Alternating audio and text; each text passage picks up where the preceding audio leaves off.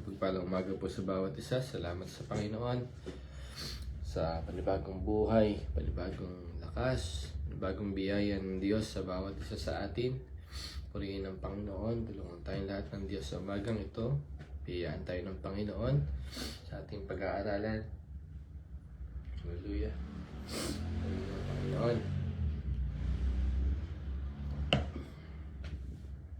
Salamat sa Panginoon kung kayo pa mayroong mga banal na kasulatan. Samahan niyo ako sa Aklat ng Galatia.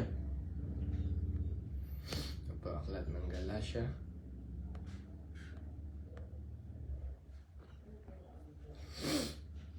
Chapter 5, verse 16. Sabi po dito, sabi ko sa inyo, mamuhay kayo ayon sa Espiritu at hindi ninyo pagbibigyan ang mga pagnanasa ng laman, sapagkat ang mga pagnanasa ng laman ay laban sa kagustuhan ng Espiritu at ang kagustuhan ng Espiritu ay laban sa mga pagnanasa ng laman. Magkalaban ng dalawang ito, kaya napipigilan kayo sa paggawa ng nais ninyong gawin. Kung pinapatnubayan kayo ng Espiritu, wala na kayo sa ilalim ng kautusan. Hindi makakaila ang mga gawa ng laman, kikiapid, kahalayan, at kalaswaan. At marami pang. Dito po muna tayo. Marami pa yung mga verse na yan. Tayo po yung manalangin. Purihin kayo, Panginoon. Salamat sa inyong biyaya, sa inyong katapatan sa amin. Kayo mabuti, kayo tapat. Salamat sa panibagong umaga na ipinag-alam niyo po sa amin upang kami patuloy na magsama-sama at magbulay na inyong mga salita. Salamat sa inyo. Tulungan niyo kami sa umagang ito. Mangusap kayo sa amin. Tulungan niyo kami sa pag-aaral ng inyong salita. Kayo magbigay ng pangunawa sa amin.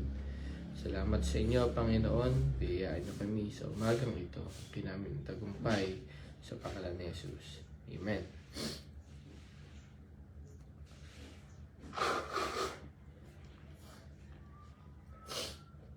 Salamat sa Panginoon. Dito po sa binasa natin talata mula sa Galatia ay papansin natin yung isang bagay sa loob natin, sa ating mga mananampalataya. At merong isang battle, merong labanan sa loob natin. Ano po? Sapagkat ang laman ay laban sa Espiritu. Merong hindi magkasundo, yung laman at ating Espiritu. Kaya mga kapatid, sa bagay na dapat natin maunawaan na hindi lamang sapat na tayo ay sabihin natin Kristiyano o tayo ay may pagkakilala sa Panginoon. Hindi na lahat ng Kristiyano ay namumuhay na puspos ng Espiritu na gaya ng nais ng Panginoon na mangyari, na ang kanyang mga anak, ang kanyang mga lingkod, ang kanyang mga tagasunod ay dapat mamuhay na ayon sa Espiritu o puspos ng Espiritu Santo. Pwede natin sabihin, yes, meron silang kaligtasan, pero kulang yung gawa, kulang yung kapangyarihan ng biyaya ng Espiritu, kulang yung pagbabago. Madalas ay natatalo pa rin ng laman ng kanilang mga katawan o tayo, madalas ay pagkulang tayo sa Espiritu, pagkulang tayo sa pangyarihan na katulad ng sinasabi sa Acts chapter 1 na kapag natanggap natin ang Espiritu ay tatanggap tayo ng kapangyarihan pagbabasa natin ng Espiritu. At yung Espiritu na yon, yung kailangan natin para makapagpatuloy ng higit dun sa mga unang pagpapasimula natin. Dahil sabi doon, dahil sa lakas, hindi sapat yung lakas, yung kaalaman natin, kailangan natin higit sa lahat ay yung kapangyarihan na kaloob ng Espiritu. Para saan? Para mas makapangaral tayo ng salita ng Diyos, para makapaglingkod tayo, makapagpatuloy tayo, makapanatili tayo sa presensya ng Panginoon. Dahil kung sa ating sarili tayo babatay, sa ating katawan, tayo ay babagsak. Gustuhin man natin magpatuloy, dahil kulang yung lakas na meron tayo, kulang yung dapat nagsusustain sa atin, tayo ay babagsak. Hindi natin magagawa yung pagnanasa natin na magpatuloy. Bakit? Kulang yung lakas mo. Kulang tayo sa ating spiritual. Kaya, sabi dito ay, mamuhay kayo ayon sa Espiritu at hindi niyo pagbibigyan ng pagnanasa ng laman. Sapagkat ang laman ay laban sa Espiritu. Ang buhay Kristiyano ay hindi madali, mga kapatid. Alam natin yan. Minsan, yung iba sa inyo, o iba sa atin, naiisip na, ba't kung kailan lumapit ako sa Panginoon, ba't parang tsaka mas humirap yung buhay ko? Napansin na po ba rin yan? Ba't parang mas napapansin ko yung mga problema sa paligid ko nung nasa Panginoon ako?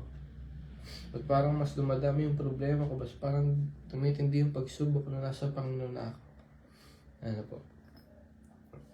Hindi po madali, hindi pinangako na magiging madali ang ating buhay pagsunod sa Panginoon. Pero isa ang pinangako ng Panginoon na kapag tayo susunod sa Kanya, magawa tayo ng Kanyang kalooban, tayo ay tutulungan niya. Tayo po isusuportahan niya. Bibiyayaan tayo ng Panginoon. Mas matinding biyaya yung mararanasan natin mula sa Kanya.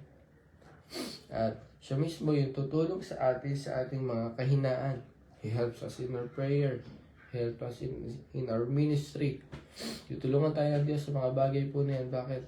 Alam ng Diyos na hindi madali yung ating mga paglilingkod na gagawin. Kaya naman, pinangako niyang banal na Espiritu na siyang tutulong sa atin sa ating mga paggawa para sa Kanya. Amen po. Kasi sa atin pala, unang labanan ay sa ating damdamin, sa atin, sa loob natin. Yung ating espiritu, yung ating laman ay hindi magkasundo. Yung laman mo merong gusto, yung espiritu mo merong gusto. At sino ba yung dapat na nanalo sa atin? Hindi na po dapat pagdebatehan ang espiritu. Dahil yung espiritu, yung willing sumunod sa kalooban ng Panginoon. Pero dahil mahina tayo sa espiritu, overcome ng laman, yung mga bagay na ayaw ng Espiritu, yung mga bagay na hindi nakalulugod sa Panginoon. Amen po. Salamat sa Panginoon. Ang Diyos natin ay mabuti. Minsan, sa madaling paliwanag, gusto mong magpatawad, pero may galit ka pa rin sa loob mo. Gusto mong gumawa ng tama, pero nahihila ka pa rin ng kasalanan. Mas lamang yung kasalanan. Mas lamang yung damdamin mo na hindi ka magpatawad. Yan yung isang bagay na magpapakita na mas matibay yung ating laman. Na kahit gusto mo gumawa ng tama, hindi mo magawa. Bakit? Mahina yung espiritu natin, mas malakas yung laman. Gabayan tayo ng Panginoon. Sabi, kailangan nating mamuhay ng naayon sa espiritu. Kapag namuhay tayo naayon sa espiritu, sabi pa doon, sapagkat ang mga pagnanasa ng laman ay laban sa kagustuhan ng Espiritu at ang kagustuhan ng Espiritu ay laban sa pagnanasa ng laman. Magkalaban ang pagnanasa ng laman, magkalaban ang dalawang ito, kaya napipigilan kayo sa paggawa ng nais ninyong gawin. Kung pinamatnubayan kayo ng Espiritu, wala na kayo sa ilalim ng kautusan. At salamat sa Panginoon.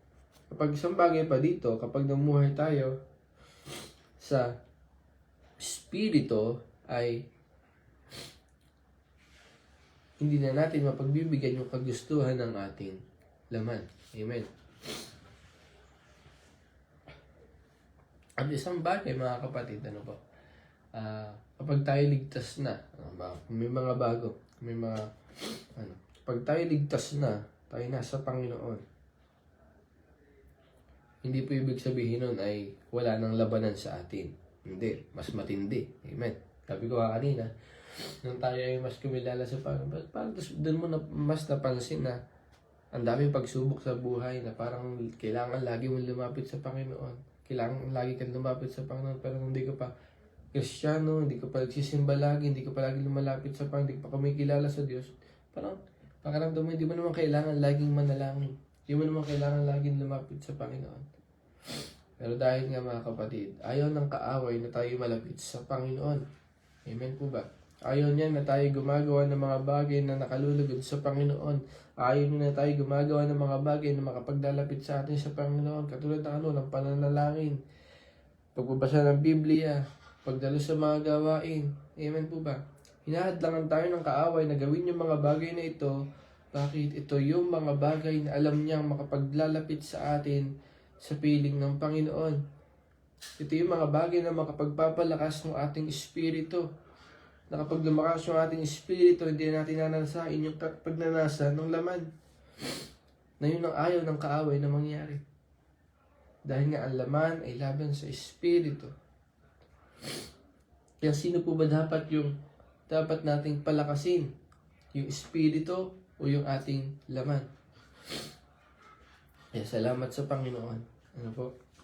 Kung tayo ay nais pamuhay ng nakalulugod sa Panginoon, pamuhay ng talagang sumusunod sa kalooban ng Diyos, pipiliin nating palakasin lagi sa bawat araw ng buhay natin, sa bawat desisyon natin. Hindi ka na mag-iisipan na kapag isang bagay ka sa harap mo na mali o tama, hindi mo na pag-iisipan pa kung gagawin mo yung mali. Amen. Laging iisipin mo na yung tama, bakit nais mo sumunod sa kalooban ng Panginoon. Hindi ka na mag-iisip na kapag may maling bagay dyan sa harap mo, hindi mo na iisipin na, gagawin ko ba itong maling bagay na ito? Hindi na. Nandun na agad. Iiwasan mo na agad yung maling bagay. Bakit? Nais mo sumunod sa kalooban ng Panginoon. Nais mo sumunod sa Panginoon. Hindi na pagtatalunan pa na kung alin yung susundin mo, yung mabuti o yung masama. Kung ikaw ay nais sumunod sa Panginoon, doon tayo sa tama. Amen po ba? Doon tayo sa nararapat. Sa kung ano yung iniutos ng Panginoon sa atin, kung paano tayo mamuhay. At ang sabi doon, mamuhay kayo ayon sa Espiritu at hindi ninyo pagbibigyan ng pagnanasa ng laman. Amen po. Kaya salamat sa Panginoon. Ang teksto po natin ay Galatians chapter 5 verse 16 hanggang sa mga sumusunod. Ang pamumuhay sa Espiritu. Kaya mga kapatid, kung nais natin na tayo ay mas kumilala sa Panginoon, mas lumalim sa Panginoon, talagang masunod yung kalooban ng Panginoon sa atin, hindi na pagtatalunan pa, hindi na pagdedebatehan pa, wala nang labanan sa sarili mo na kung alin yung susundin mo. Dahil alam mo sa sarili mo, gusto mo sumunod sa Panginoon, gusto mong mas kumilala sa Diyos, gusto mong puspos ng Espiritu, pipiliin mo lagi yung paggawa ng tama. At yung paggawa ng tama, yun yung mga bagay na kapagpapalakas ng ating Espiritu. Mga bagay na makapagpapalapit sa atin sa kalooban ng Panginoon. At isang katotohanan, ang laman ay makasarili, ang Espiritu ay banal. Hindi po sila magkasundo. Amen. Naglalabanan po ito. Yan ang sabi dito sa Galatians chapter 5 verse 16. Hindi sila magkasundo. Merong labanan sa atin. Merong battlefield. Minsan, yung ating damdamin, yung ating isip, sa atin, sa sarili natin. Ano? At doon, sa desisyon natin, nakikita kung alin yung mas lamang. Di ba ba, nag-iisip tayo kung ano yung dapat natin gawin. Iisip ka ng tama at ng mali. At makikita doon kung alin yung lamang, kung ano yung gagawin mo. Amen po ba? Kung ano yung i-action natin. Kaya, salamat sa Panginoon. Binanggit din dito yung mga gawa ng laman. Napakaraming. Hindi natin kailangan isa-isahin pa. Alam na po natin yung mga gawa ng laman. Yung ilan, pakikiapid, karumihan, pagsampa sa Diyos-Diyosan, galit, inggit, alitan, paglalasing, at iba pa. Napakaraming bagay na nais ng laman na ginagawa natin. Amen? Yung iba niya, mga simple. Galit, inggit, alitan, paglalasing. Ayaw nilang tigilan. Bakit? Gusto ng kanilang laman. Gusto nilang gawin. Di po ba?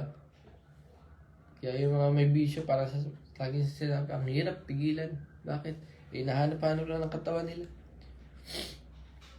Pero kung tayo ay laging nasa presensya ng Panginoon, nasa ang hanapin natin yung mga bagay na makapagpapalakas ng ating espiritu. Ano po ba yung pananalangin, pagbubasa ng salita ng Diyos, pagkatalo ng gawain,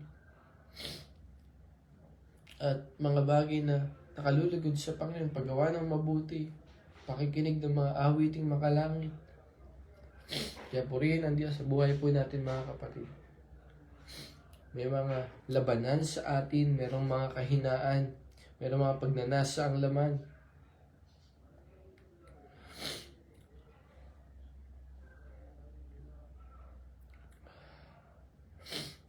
At ito mga bagay na binanggit po dito sa verse 19, verse 20.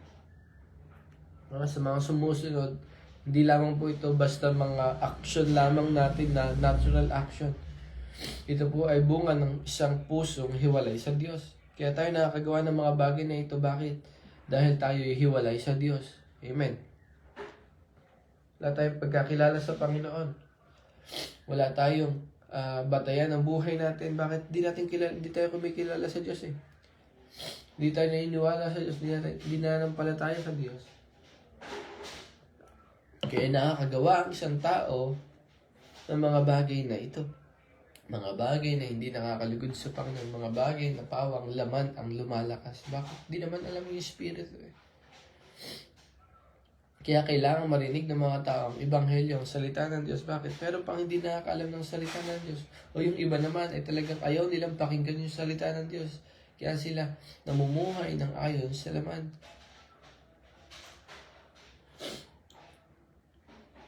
Yan po yung dalawang klase. Meron, hindi pa talaga nakakarinig ng salita ng Diyos, kaya puro ito yung ginagawa nila. Meron naman yung mga taong talagang ayaw tanggapin yung salita ng Diyos. Sabihin na lang nila, alam ko na yan, nakikinig naman ako, sumisimba naman ako paglinggo. Kaya nga mga kapatid, sinabi natin kanina, iba yung taong sinasabing Kristiyano sila sa Kristiyanong puspos ng Espiritu at namumuhay sa Espiritu. Amen. Makikita natin agad yung pagkakaiba. Kaya tayo, kung isa tayo doon sa mga taong sinasabing Kristiyano ako, tingnan natin, huwag lang man tayo maging basta Kristiyano. Tingnan natin yung buhay natin kung ito ba'y nakalulugod sa Panginoon. Hindi ba tayo katulad ng basta nagsasabi lamang na Kristiyano pero hirap magpatawad? Doon tayo sa mga Kristiyanong namumuhay sa Espiritu. Bakit? Yung mga tao namumuhay sa Espiritu ay mayroong bunga. 5:22-23. Ano po yung bunga ng Espiritu? Pag-ibig, kagalakan, kapayapaan, pagtitiis, kabaitan, kabutihan, katapatan, kaamuan, pagpipigil sa sarili. Ito yung mga bagay na makikita sa atin kapag tayo ay hindi namumuhay sa laman. Hindi basta sinasabing Kristiyano o sumisimba lamang paglinggo. Kailangan ikaw ay sumusunod sa Panginoon, namumuhay sa Espiritu, kung sinasabi ng Diyos sa verse 16. Ano po? At ito yung makikita sa atin. Mahalaga. Hindi po ito mga bunga, hindi po ito isang bunga lamang na makikita sa sarili natin ng isa lang, ng isang bagsakan. Ito po yung mga bunga na dahil tayo nagpapatuloy sa Panginoon, pwede natin unti-unti makita natin. Hindi man agad lahat. Ano po? Hindi lahat agad nakikita, pero habang namumuhay ka, habang pinipili mo na mamuhay sa Espiritu, habang pinipili mo na sumusunod sa Diyos, unti-unti makikita mo sa sarili mo yung bunga ng Espiritu. Ano po? Unti-unti. Yung bawat bunga ng Espiritu ay may kanya-kanyang katangian. Ano po? At bawat bunga ng Espiritu ay mahalaga, may parte sa atin. Ibig sabihin, kung tunay tayong puspos ng Espiritu, unti-unting makikita sa atin. Unti-unting lalabas sa atin lahat ng bunga ng Espiritu. Dahil lahat po na nabanggit doon ay mahalaga sa atin, kailangan natin. Ano po? Kailangan natin bilang mga anak ng Diyos, bilang mga lingkod ng Diyos na namumuhay sa Espiritu at handang sumunod sa Panginoon. Kaya salamat sa Panginoon Dati, magagalitin ka. Ngayon, dahil puspos ka na ng Espiritu, hindi ka na magagalitin. Dati hindi ka marunong magpatawad, ngayon marunong ka nang magpatawad. Dati wala kang kapayapaan. Pag may konting problema, kahit maliit. Ngayon, may kapayapaan ka na. Kahit punong-puno ka ng problema. Kahit kabi-kabila yung problema mo, meron kang kapayapaan. Bakit? Meron ka na ng bunga ng Espiritu. Nakikita mo sa sarili mo. At habang nagpapatuloy ka, mas dumadami yung bunga ng Espiritu. Mas nagbabagong buhay ka. Amen? Kaya salamat sa Panginoon. Hindi po sapat na sabihin natin tayo ay Kristiyano. Kailangan Kristiyano tayong namumuhay sa Espiritu. Nais ng Panginoon sa atin, mamuhay ayon sa Espiritu. Bakit? Kapag namuhay tayo ng naayon sa ating Espiritu, tiyak, hindi na natin pagbibigyan yung pagnanasa ng ating laman. Kaya salamat sa Panginoon. Mamuhay ayon sa Espiritu. Kung tayo nabubuhay sa Espiritu, tayo lumalakad din ayon sa Espiritu. Kaya salamat sa Panginoon. Paano mamuhay ng naayon sa Espiritu? Kung paano lagi natin nababasa, kung paano lagi sinasabi sa atin ng mga pastor. Manalangin araw-araw, magbasa ng salita ng Diyos. Ano po?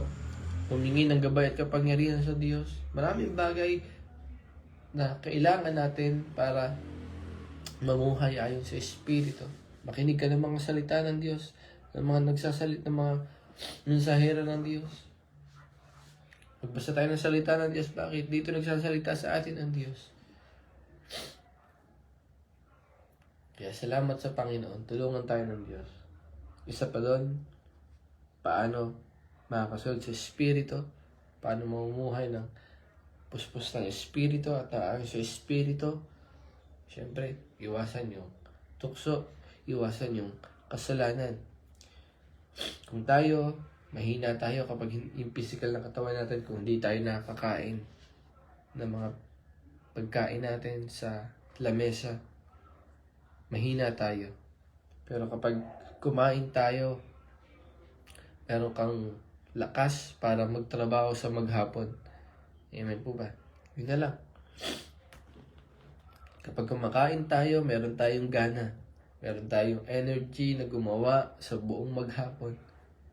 At ganoon din sa ating spiritual na kalalagayan. Kung hindi natin pinapakain yung ating spiritual, pakiramdam natin wala tayong gana.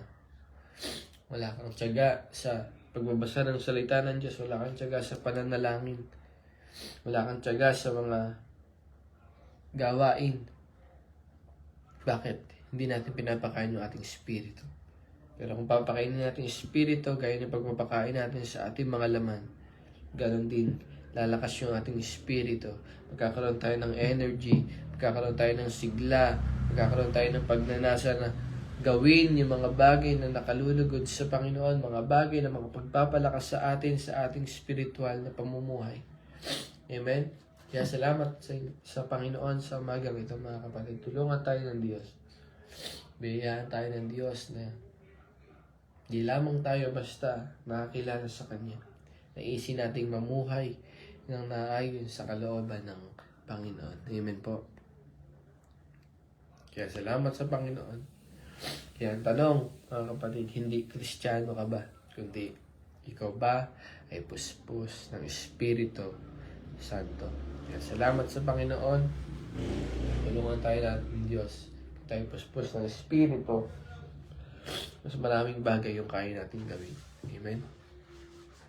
At mas tiyak yung katagumpayan kapag tayo ay namumuhay ng ayon sa Espiritu. Kaya purihin ng Diyos sa umagang ito. Patuloy na palakasin natin yung ating spiritual dahil maraming pagsubok na pahaharapin ang mga taong naglilingkod sa Panginoon. At sa mga pagsubok na yon, tayo tutulungan at bibiyayaan ng Panginoon na magtagumpay sa bawat araw po. Kaya salamat sa Panginoon. Tulungan tayo ng Diyos sa umagang ito. Pagpalain tayo ng Panginoon sa ng kanyang mga salita sa umagang ito. Tayo po'y manalangin. Salamat sa inyo, aming Diyos na mabuti, tapat, takila, may ibig sa amin. Salamat sa inyong Espiritu na patuloy na nagpapalakas po sa amin. Salamat sa inyong Espiritu na patuloy na tumutulong po sa amin. Salamat sa inyong Espiritu na patuloy na gumagabay sa amin sa bawat araw, Panginoon. Salamat sa inyo. Kayo mabuti, kayo tapat. Salamat sa inyo. Tulungan nyo kami, gaya na aming napag-aralan. May labanan sa aming loob, Panginoon. May labanan ng Espiritu at ng laman. Tulungan nyo kami. Laging palakasin namin, Panginoon, yung aming spiritual na pamumuhay, Panginoon. I-feed namin ang mga salita ng Diyos na mga bagay na makapagpapalapit sa inyo. Yung aming mga sarili, Panginoon. Tulungan nyo kami. Tulungan nyo kami, Panginoon. Kayong patuloy na kumilos at gumawa sa buhay namin, Panginoon. Pagpalain niyo bawat anak niyo, Panginoon, na kumilig sa umagang ito. Kayong kumilos at gumawa sa kanila. Anumang battle nila, Panginoon, sa oras na ito. Meron mga natatalo pa ng laman, Panginoon, dalangin namin patuloy na pagtagumpayin niyo kami sa Espiritu, Panginoon. Biyayaan niyo kami, patuloy lumakas siya aming mga spiritual na pamumuhay, Panginoon. At makasunod kami ng naayon sa inyong Espiritu at sa inyong kalooban, Panginoon. Salamat po sa inyo sa umagang ito. Samahan niyo kami sa buong maghapon ito. Kayo ang patuloy na kumilos at gumawa, Panginoon. Nasain namin lagi na mapuspos ng Espiritu at mabusog lagi yung aming mga Espiritu. Salamat po sa inyo sa umagang ito. Samahan niyo kami. Katagumpay sa buong maghapon ang hinihiling namin, Panginoon. Samahan niyo mga magtatrabaho, mga mag-aaral, Panginoon. Kaya magkumilos sa kanila at bumiyaya sa kanila sa buong maghapon ito, Panginoon. Salamat po sa inyo. Sa inyo lahat ng papulit pagsamba sa pangalan ni Jesus. Amen. Salamat po sa Panginoon. Isang pagpalang umaga po. Pagpalain po tayo ng Panginoon. God bless po sa bawat isa.